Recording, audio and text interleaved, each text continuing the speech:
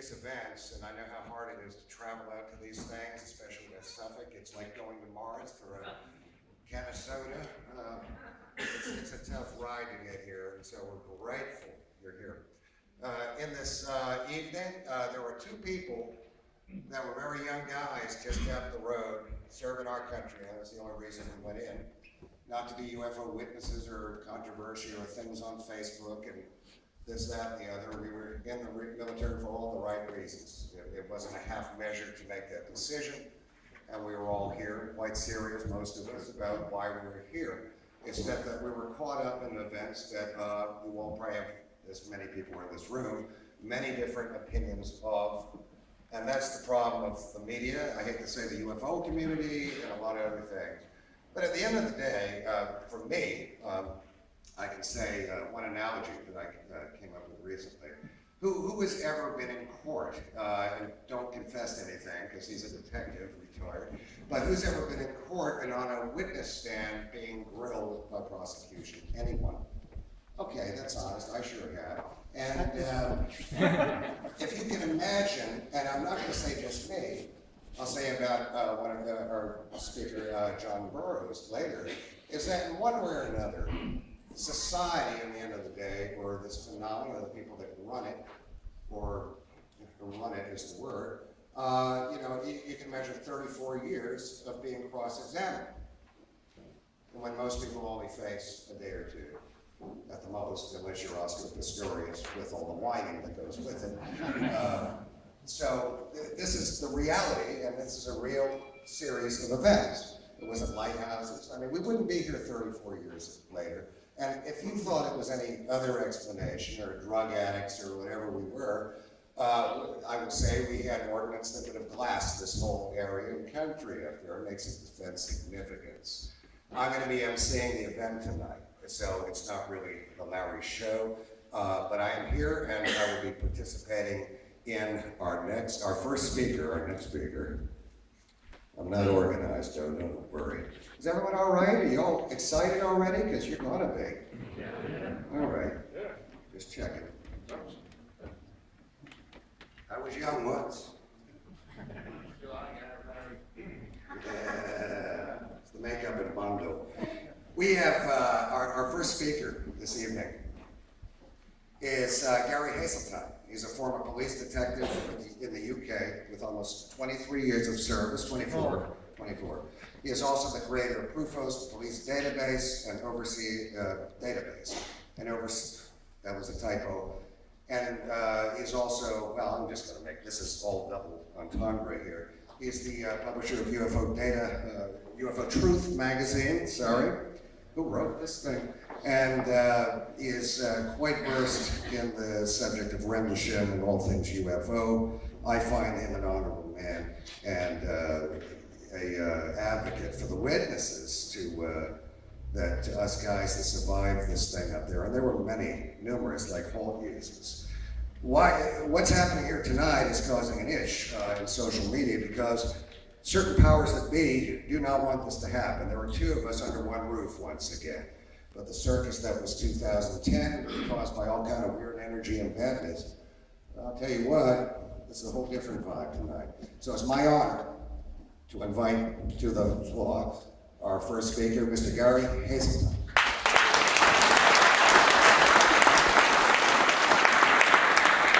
Thank you, ladies and gentlemen. Can you hear me in the back of the room? Most people can, most people don't associate me with having a quiet voice. For those of you that aren't aware of me, stick your hands up. Never heard of me before, stick your hand up in the air. Please leave. Right, for those people that don't know me, as Larry said, I was a British police detective constable, didn't want to go higher. I was an advanced interviewer of witnesses and suspects, served nearly 24 years, retired early to create an online bi-monthly publication called UFO Truth magazine. That stems from my involvement directly in the UFO community, which started in January 2002 when I launched the Prufos Police Database, which is an unofficial national police database for British police officers. I started with 6 cases involving 10 officers. 12 years later, I now have over 500 cases involving over 1,000 rich police officers, and the press won't really went near me. Very odd now, when initially they were all over me. It tells you something about where it really works. Right, okay, what am I talking about today? Well, I've known Larry now, I think, for about 8 or 9 years. I think it was in Manchester where we first met at the conference, and we kind of like bumped into each other several times. Why did I get involved in the Rendlesham saga? Well, I have a pretty unique background. Nobody else in this room probably has this background other than John Burrows and Larry Warren. And there are other people here who are in the Royal Air Force Police who work for nuclear weapons, doing exactly the same job as what Larry did and what John Burrows did. John was law enforcement. That's right, John, yeah? Yeah, so that's kind of like the blues. They were the real police guys, whereas the guys walking the wire with the machine guns, that was me. And I did that on 2 bases. Area of Wellington in Suffolk, not a million miles away from here, for 18 months. It's called SDA 4 duties. We didn't call it a weapon storage area, we call it a supplementary storage area in the Royal Air Force. What I knew from my unique background, and I also did it for 18 months in West Germany, area of Waro, guarding nuclear weapons. What I knew was that there had to be many more witnesses, and there are indeed many more witnesses who have yet to come forward, especially from the actual weapon storage area, where there would have been a reaction team, at least 2, walking around freely. And never gone on the record, but they will have seen any beams coming out. If that is indeed true, they have never come forward, but they exist. I also think there are many more people who live in the towers, because who wouldn't? If somebody was saying there's a UFO, and you wanted to get a vantage point, where would you go? You'd go to the nearest, highest vantage point. The nearest highest vantage point was 80 feet high, above the tree line. The trees were deliberately kept down. So you had a 360 parameter. People talk about lighthouses, we talk about that shortly as bullshit, as it is bullshit. All that's taken, the media will play on it because they want to do the story there. Purely by chance, and I'm going fast now, the reason is because people are here predominantly to see Richard Dolan and to obviously John Burrows. But there is something that's quite amazing that's developed. How many people, stick your hand up in the air if you've read the book Left in His Cave? Put your hands down, that's quite a significant proportion. Now, on the face of it, what I'm going to start telling you about is something that's been known for a long time, i.e. a letter that Larry Warren purportedly, and I'll say in these terms, purportedly wrote to his mother at around the time just after the incident. And it was actually referred to in the book. However, by pure chance conversation a few months ago, really, maybe 6 months ago, with Larry, he said, well, I've still got the letter. I think he's still got the envelope as well. And I went, really? All these years later, you've got a letter and an envelope? Yeah, because my mother, I sent it off to my mother when I was in the military, as people do, like I did to my parents when I was in the area police. And basically send letters back, and mothers feed mothers, look after their children, and they keep all the letters as it's their loved one, blah, blah, blah. And she kept the letter and eventually gave it back. What an amazing coincidence. Now, from my background as a police detective, I'm thinking, you still got the original letter and the original envelope. It's rarely that you can put the 2 together. Oh yeah, I'm sure I've got it somewhere. So I kept bugging him. Larry, where's this letter? Well, there's the letter. Right? Now, the UFO Truth Conference took place 2 weeks ago, 2.5 weeks ago, in Halford. This is the magazine conference. And this is where we first made reference. Now, it was the first day I'd seen the original. Okay? And what Larry did, he trusted me, and he said, look, I want you to look after these, do whatever you want to do, and I will ask questions, I said. And he said, fine, do whatever you want. So basically I have.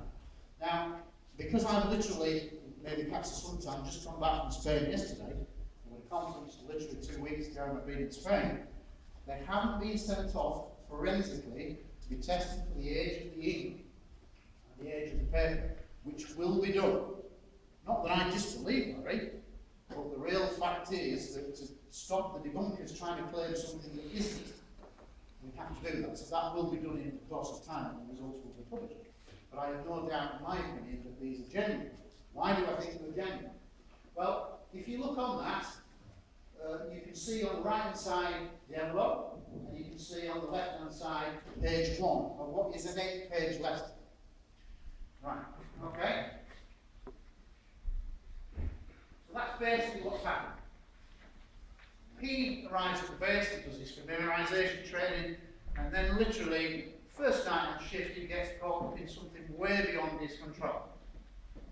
He's so moved by it that he does what most people would do. He tells his mother in a phone call. A phone call on the base, which is put off. So he mentions, this is the story as the story goes. Let's look at this envelope, okay? Now it's not a standard envelope because this is a military envelope. He's on base, okay? So let's just look at that. And you'll see that it's addressed to his mother, and in the right-hand corner, this is the back of the envelope. There are some markings on it. This is actually his mother doing some scribbling about buying shopping or something like that. It's bookkeeping. She was a bookkeeper. Yeah. All right? So, just standard letter. But let's look at it a bit more. Wow. Does anything leap out of you? It should do. The date. What does the date say? The 7th of January, 1981. Put your hands up if you know what date the whole memorandum was written. 13th. So, a week later, Colonel Charles Holt, who I've been working with for several years, wrote his famous Holt Memorandum, which at this point, in the public domain, was the most famous original documentary record. When I say documentary evidence, I mean anything written in court is called documentary evidence. So a letter is obviously a written document, it's documentary evidence presented in court. Could be. That date is incredibly significant. This is an original envelope, an original letter, allegedly. Okay? Which I believe it is. Alright? So, now after I presented this at the Holver conference, 2 people, actually who had worked for the post office in various capacities, came to me and said, it's virtually impossible to do anything with the franking machines. You cannot change the dates because they're internal mechanisms. You just can't get into them. So this is dated and stamped the 7th of January 1981, a full 6 days before Holt writes his memorandum. Now, because we're talking about an original, and I think my colleague there, Tino, has got the envelope with it, we can produce that now. So we have that in our domain, the original record, envelope and letter. We'll talk about the significance in a moment. All right, let's look at page 1. Look on the top right-hand corner. 6th of January. So it makes sense. He writes the letter to his mother, and he posts it the next day on the base on the 7th. There we go. Look in the right-hand corner. 6th of January, 1981.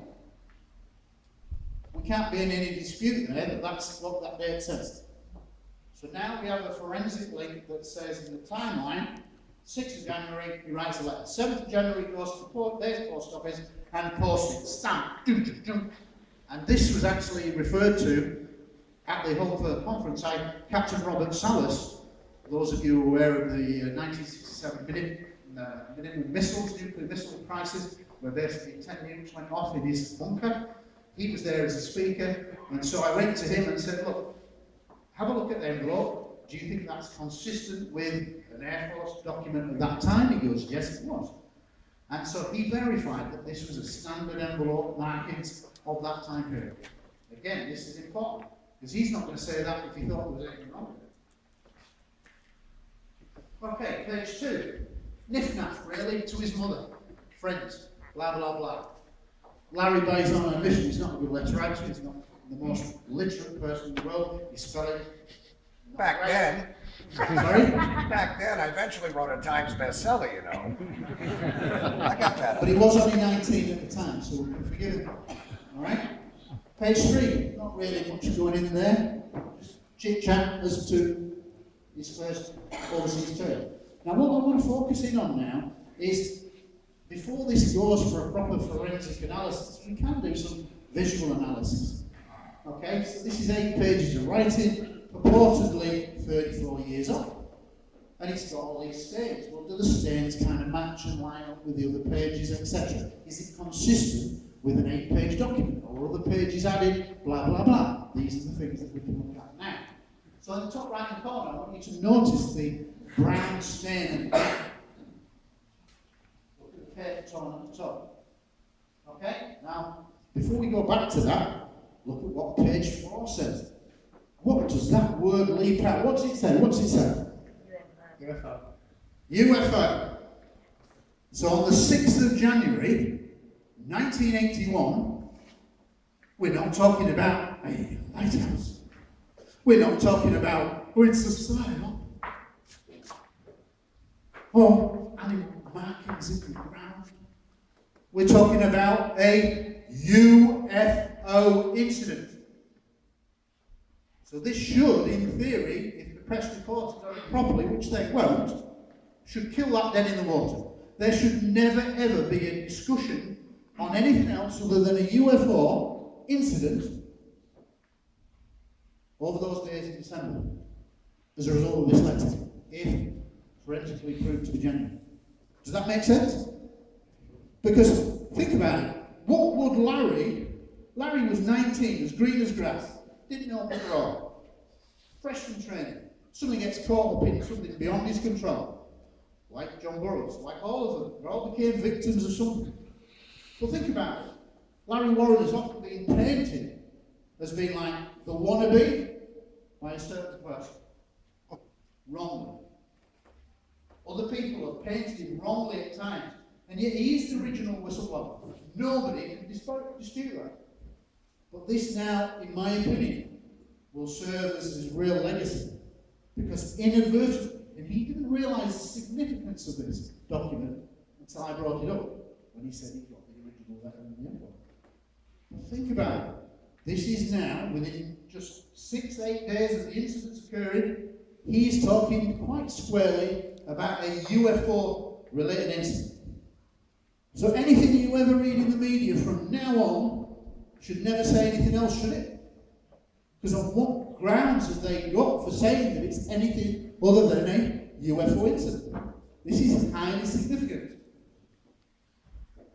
Now, not only does page 5 start the story where he goes from talking about his sister, what he's been doing at Christmas before the events, and all that kind of normal chat in a letter, he then suddenly, on page 5, mentions UFO again.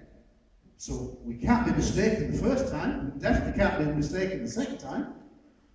And in that first paragraph he says, remember what I told you about the UFO. Now, when he says remember, that's clearly alluding to the fact that he'd had an earlier conversation with his mother, which is what he's always said. That in panic the next day, after being caught up in these events, who wouldn't panic? Who would you want to talk to? Obviously, to me, perfectly normal behaviour would be you tell a loved one. You want to tell somebody, so you ring them your mum. And he rings them. So this is a reminder. It's highly significant. It's called evidence of first reporting. In a rape case, often the person who is told first, I was raped, they get called as an important, significant witness. Because they're relaying something that was really traumatic. And it's happened within hours. And they've told somebody, the neighbour, their brother, their sister. Those become highly significant statements.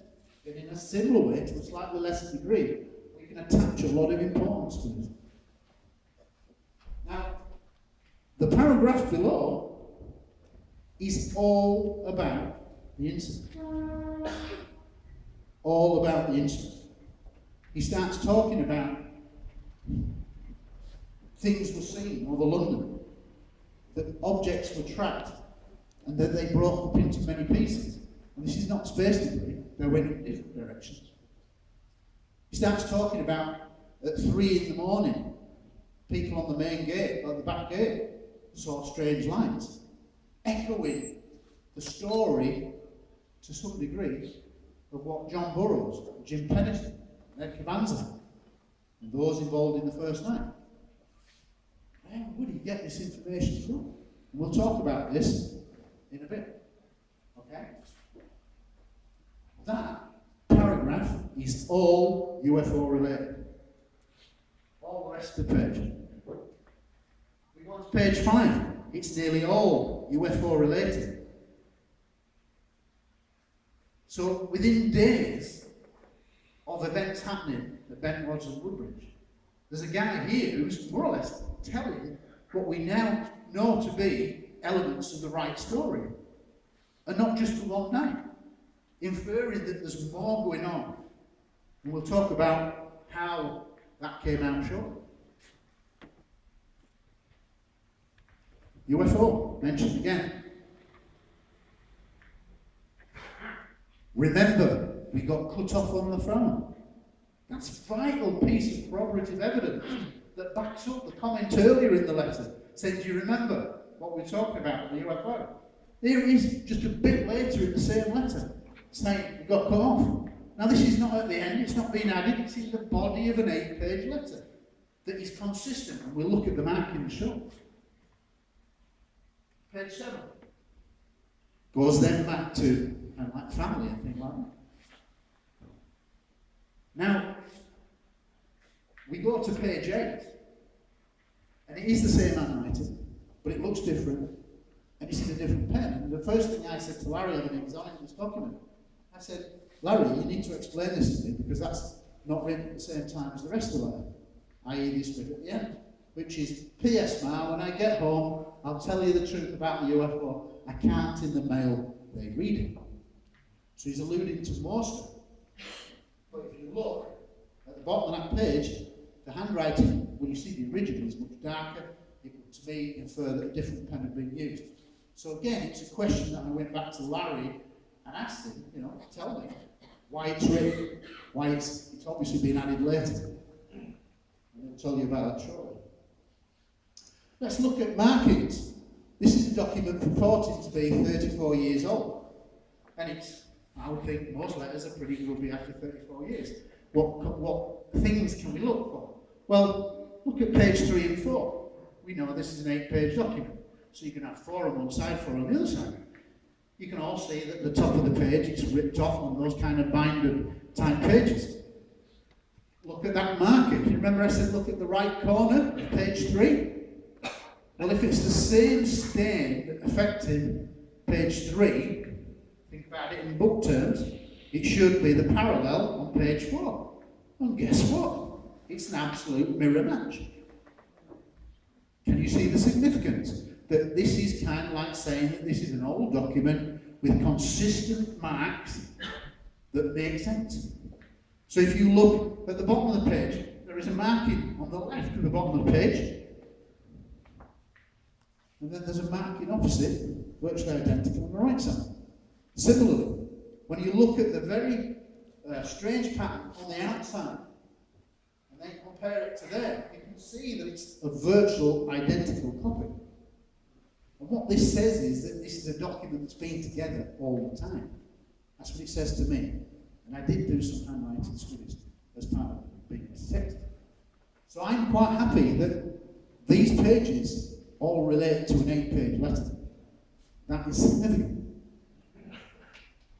Now, an interesting question came up when I got the original document in the hands, because I took the pages out carefully and the envelope, and I realised that the actual length of the letter, the width of the page, was actually wider than the width of the envelope.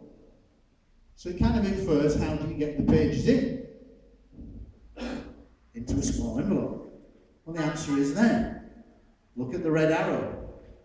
It's a crease in the top. So what you can see is there are general 3 or 4 folds, and then at the top, just to squeeze it in, he's folded over the top bits to squeeze it into a smaller envelope, which is what we do.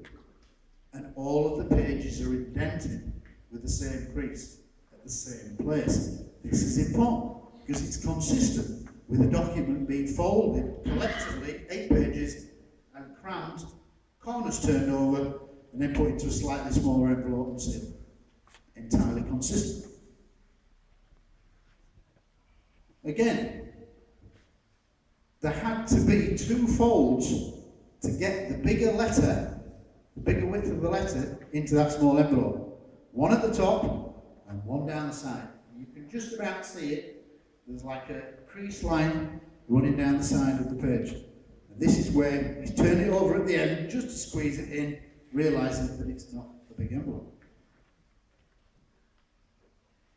So, in the history of the Rendlesham Forest incident, what this letter, if genuinely proved through forensic analysis in terms of the ink and paper, this will be the world's first original document in the public domain on the Rendlesham Forest UFO incident. How often can we say a world first? Not very often. But that's the significance of this letter and envelope. And it predates the whole memorandum, which we've all held up as a fantastic document, which it is, especially with the rank of the person writing the record. But in terms of documentary history, the first written record in the public domain, I'm sorry to say that it won't be the whole memorandum, it will be this, as the world's first public domain document mentioning the UFO incident at Rendlesham Forest. So that is a major worldwide first for you, the audience. And that's at the Home for the Conference 2 weeks ago, where we did a kind of a joint presentation. And I've already mentioned Robert Salas and post office workers. And as I said, what is Larry Warren's motivations? How could Larry Warren, at the age of 19, know how significant that letter would become? He couldn't. How could he be so clever that he could work out that it was suddenly going to reach the public domain in October 1983, almost 3 years after the event? He could have never foreseen Holt fought like dog and tooth not to have that document released, and he knew it was going to be, because he knew it would change his life. And the first thing he ever said to Holt when I met him is, when you die, you've had a brilliant military career, but if you do know what your legacy is, and I said, what? I said, it's Rendlesham Forest. He looked shocked. I said, that's what you're going to be known for, the whole memorandum. So think about it. This guy has been in the firing line since it all started coming out. All right? Larry, if you want to come and join me now. Okay. And we'll talk about some of those questions about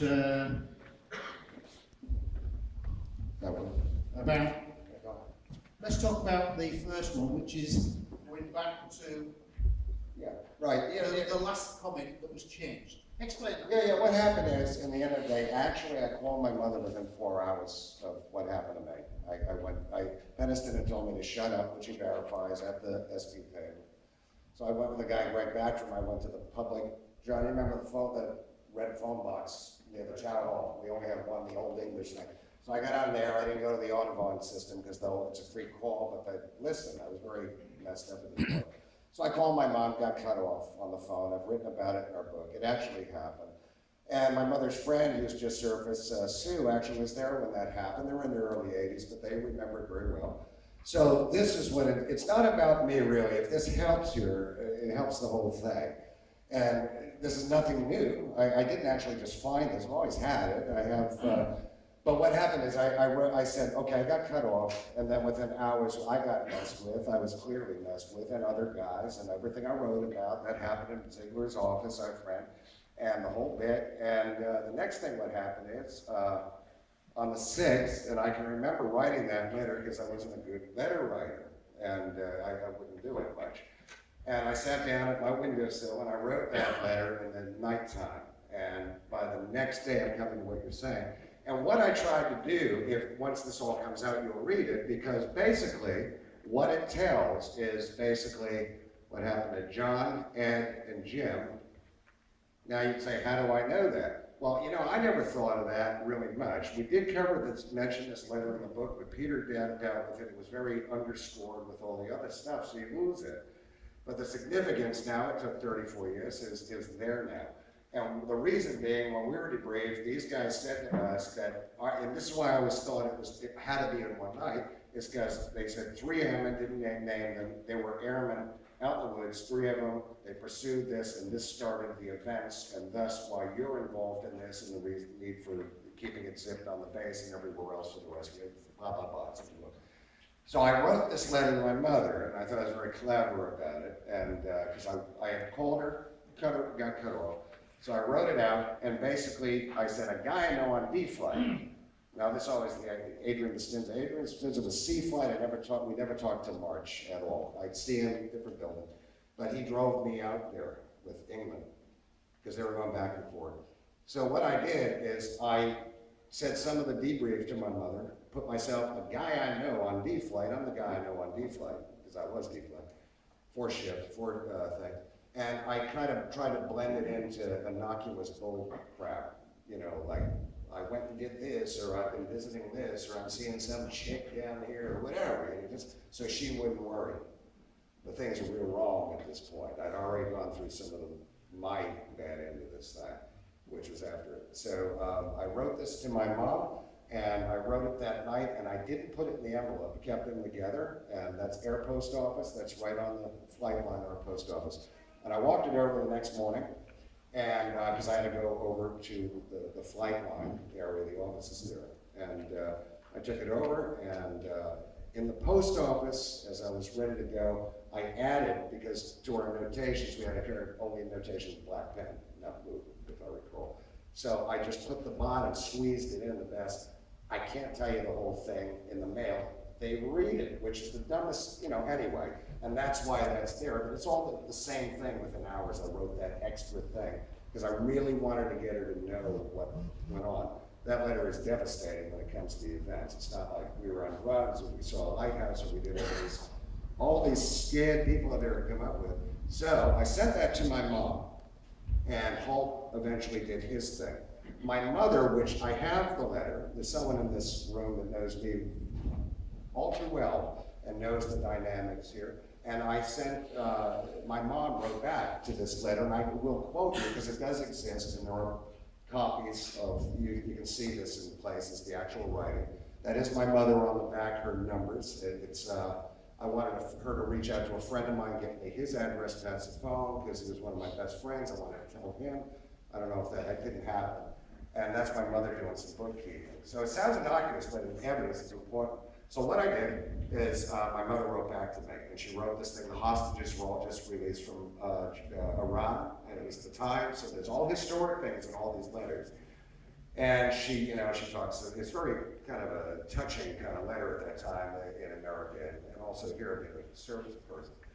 And she said, well, and I can quote it. She goes, well, Larry, you certainly explained your situation with the UFO. It must have been. She didn't know the whole scale of this. It must have been quite an experience. And as you know, Larry, what you and others saw was just that, a UFO. It must have been quite an experience. And that's my mom, Joanne. And I say that exists too. And it sandwiches Holt's memo. And what Gary's showing is the forensic historic value, because it's for all of us.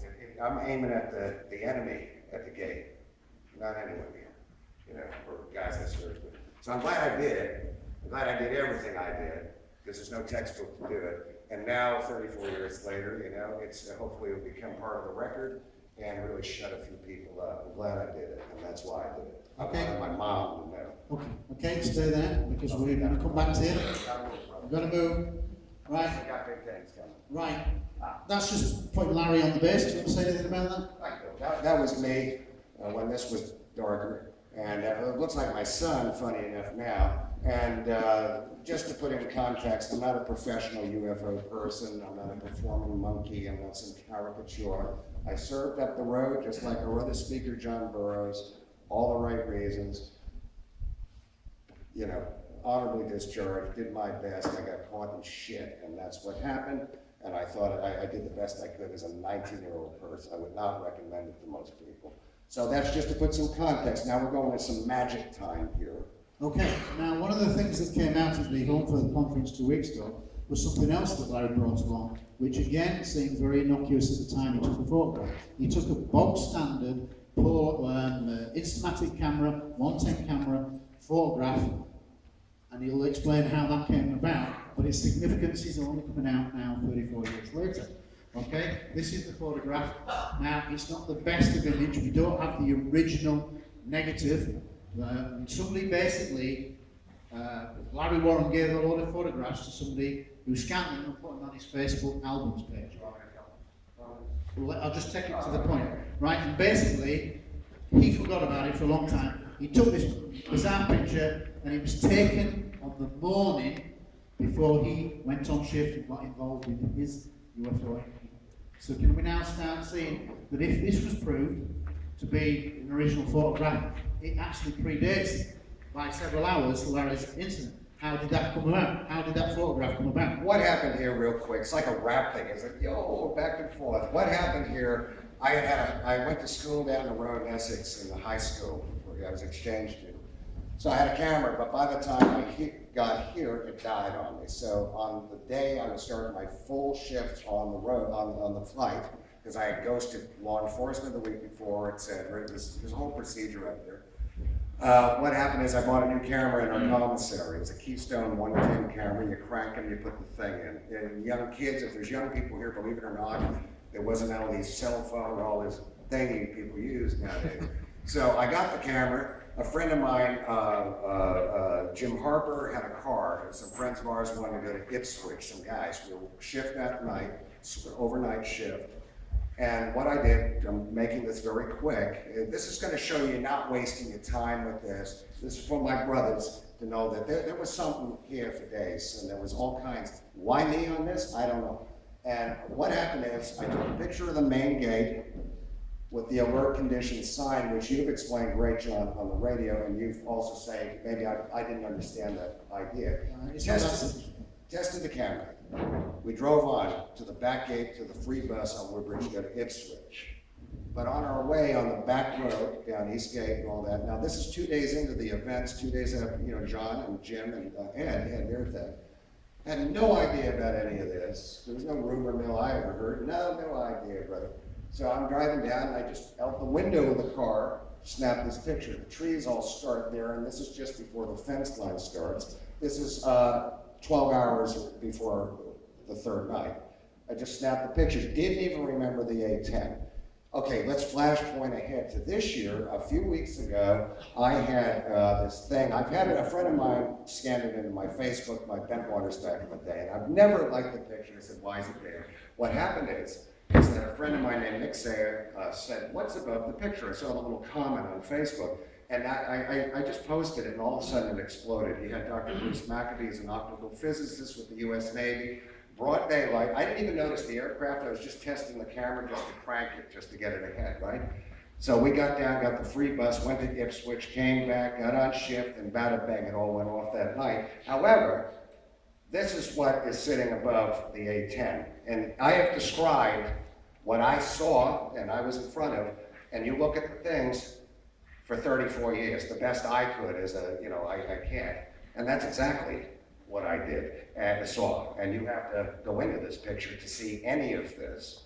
And you have optical physicists saying it's tens of feet wide, meters across. Just let me just clarify, Bruce McAfee, retired naval optical physicist, and he's really one of the very top people in the world. And for him to come onto Facebook and say that image contains an object several meters is amazing. I didn't know what was going on. I just had this compulsion to post pictures for a day or two of Bentwaters things, right? So what happened is when this started coming out, I didn't know, but the picture always bothered me. It's always haunted me. It's always why do I keep this? It's not a great picture. The A10 wasn't the focus, just testing the camera. But that picture, I was just compelled, and this is, John, as you know, the weird things you do in this game, the compulsion that you go through, and then it leads to a little answer, and you go, oh my God, now I did not expect this. To me, this tells me these things, whatever this is, were around there. They weren't seen, that wasn't seen by that plane. I didn't see it. But these things, and this was the day of mine, the day hours before, these things were around all the time. And there was something going on here quite big.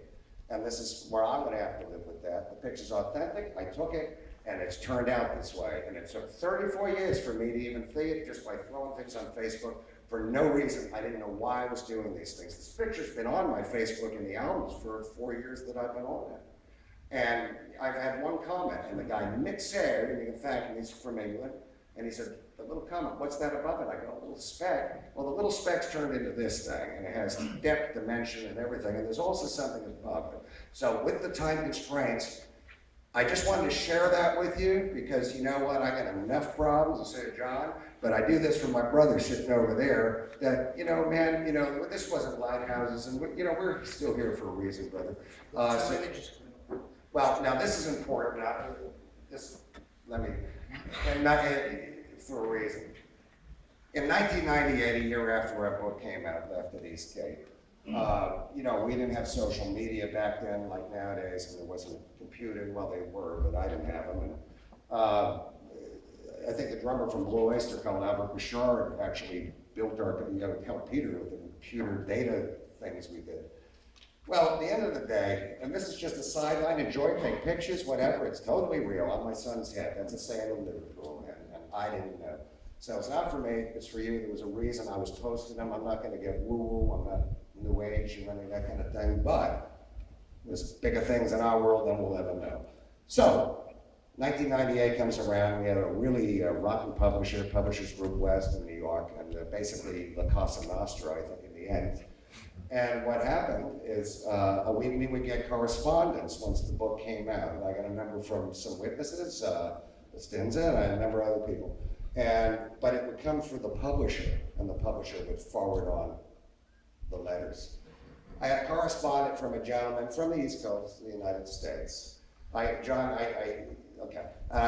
the correspondent. It's very important for someone in this room. It's important for all of us. And you say, why me? Well, I was really the consistent public face up to that point. You know, people would come in and out, some were serving longer. But I've been public with this since 1982, long time. But I got this, long story short, I acquired a strip of negatives. This film is a specific specialty film. Yeah, the film is, I can't go into that because I can't demonstrate this for you. It's not standard film, okay? It's a high-grade special film. And I was given these things. I will not get into the politics of it. It's important, you know. Like I said, the UFO thing, circus, this, that, or whatever, has never been my friend. I have dear friends in it, and dear friends around in this, but it's never done me no favors. No way. Not at all. Can you hear me? I'm sorry. So I'm just gonna be a straight guy about it. You know, I don't wave the flag for rah-rah ufology. Don't me no favors. But you get boxed, and that's where you all end up. People like Travis Walton, John Aldous were there. But, you know, that's.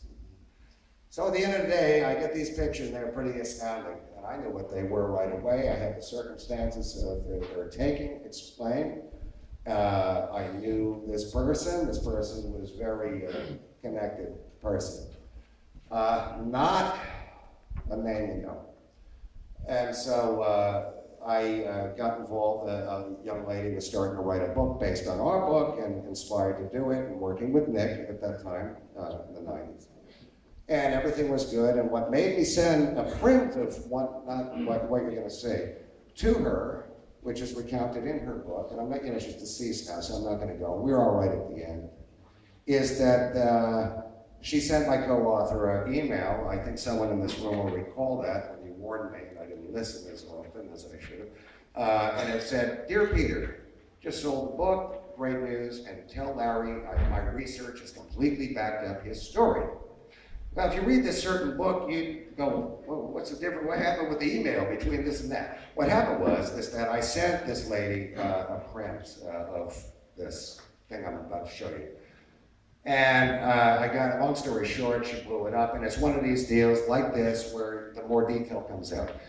End of the day, I put her in touch with the person that provided me with these things. The man thought that because I'd have access to people to get it out, he couldn't do it. And I had no help from people even close to me. They ran from it, they said, you're being set up, this and that, and it was just in the turtle shell, and screw it, you know, I moved over here, I was married, my son came along, and This person absolutely was I slipped like an idiot, the name came out, and she tricked me to say it. She's quite clever, I'm not blaming, and then went on, well, I must publish this. And I go, you cannot do that. You're putting someone actual physical body, danger here.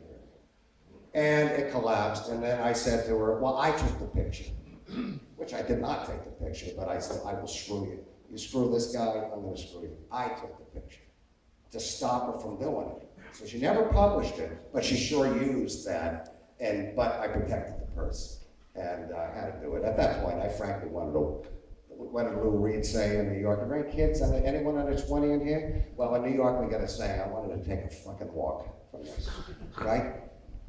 I wanted to walk. Yeah, I've left it so many times, and you just keep pulling it back. So, long story short, this guy went off on me. It was a big problem because he didn't want the heat. I mean, guys sit out there and watch what us witnesses go through. Do you think they're stupid? They want to go through any of this? They want to be in the jury box? No. We're stuck in it. So, I am going to show you what I have left and what this represents and what I am very clear on the first night when our speaker tonight, Mr. John Burroughs, Jim Peniston, and I'm not getting into the politics with certainty, Ed Cabanas-Sack, and they did, you know the story, and you'll hear more later, went out. They were not alone, and they were tracked, photographed, and documented. And I believe the whole 3-night thing was documented, and there were people quite aware of what was going on. We don't have the time to get into that. I'm going to show you a Department of Defense print that how they studied it, and what you're seeing is some kind of, it's not ground fog. I'm going to see it, and later this is going to work with our speaker next, Mr. Burroughs, on his original drawings on base, because they wrote handwritten statements. I just signed pre-written things, as did others, Ed Cabanas-Sack. But certain guys just had it, went further. And I'm sure John's going to comment, but this is for him, and I'm going to go even further. I'm going to show you a Department of Defense DOD picture that they looked at on plates. It's a plate from a plate. So can we show the next picture? What you're seeing here is taken in Rendlesham Forest. You're seeing the ground line across. You are seeing trees, remnants. And now this is at distance, at probably 150 yards from the photographer who was observing this situation go down with the 3 airmen that went out there.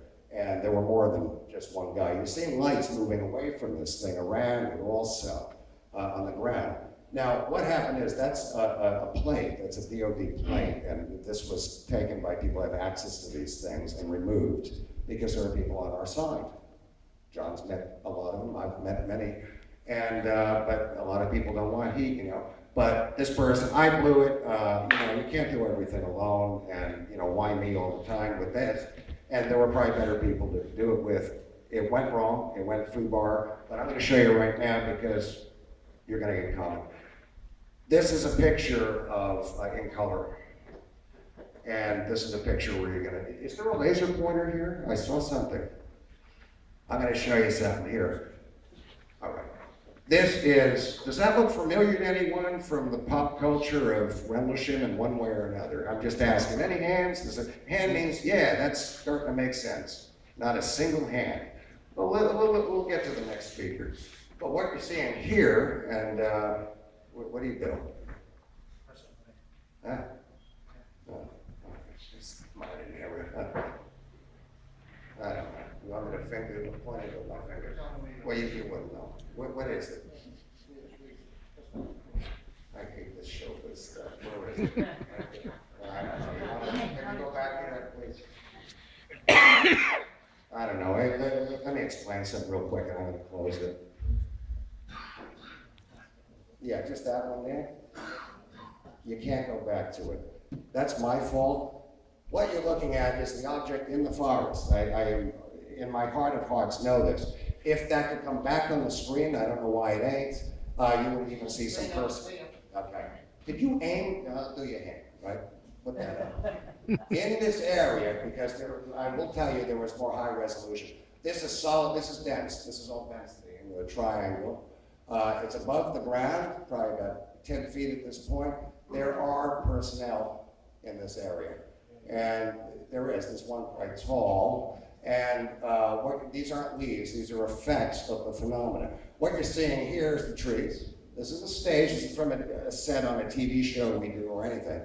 And there is a photo expert, not McAfee, has looked at these, and there's so much weird shit happening in these pictures that it's scary. But what you're getting on the ground, you're getting some of the Radiac effect where they're talking about photos being white out. This wasn't able to do it because of the type of film it was on. So the images were grabbed. I will say there are very clear ones where you see the lighting configuration, everything.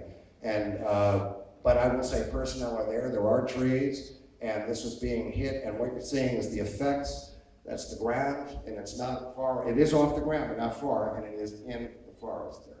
And there are people approaching. So why did I hold it these years? I had no help with it, and I just said, if no one was interested back in '98, why be interested in 2014? At the end of the day, you're looking at an actual photograph of one of the nights as the events are taking place. Now, you don't take it just from me, but I'm gonna say this. There's so much out there you don't know. Facebook, the people that make comments out there don't know. The cultists that are out there, they don't know. They couldn't handle 1 second. I'm gonna end this end. Dave, is there anyone with a time sick? Dave, how are we? Is that you in there? You're a silhouette, man. Thankfully. Larry, you gotta tell how the picture was taken. The guy, well, Tell the story behind it. we're gonna be pressing this, John. The guy, they had, well, I'm gonna tell you, bro, they had people in place watching the whole bag for days, and they really did. You can say your end of it, but this thing was planned. I mean, in my view, this whole thing, they knew the whole thing was gonna go down. They're testing reaction, seeing how the phenomena reacts with captive audience, soldiers, quiet time of year, the whole cover of the U.S. Air Force around it, the aircraft coming in with containment teams and this and that. I have my views. I can't give names, and I got only so much information back then too. But this was, I believe, was tracked, and they were watching how people were affected. It's the time, John, because I'm gonna let you make some comments of your own, and that's cool, man. What's going on here is when they say there was no underground base or underground facilities on that base or whatever the Cold War Museum tells you or this and that was taken below Bentwaters in 1978. And I'm gonna thank Gary, I'm gonna thank you, and that wasn't taken by me either, but you guys are being smoke screened every day. But you're not gonna get rid of me, I'm hosting the thing, but it's the timing. I wanna thank you for all your help, it's the timing. We're gonna take a little break. Dave, I only see your shadow, man. Is there a break coming up? Gary Heseltine, ladies and gentlemen. Thank you. Do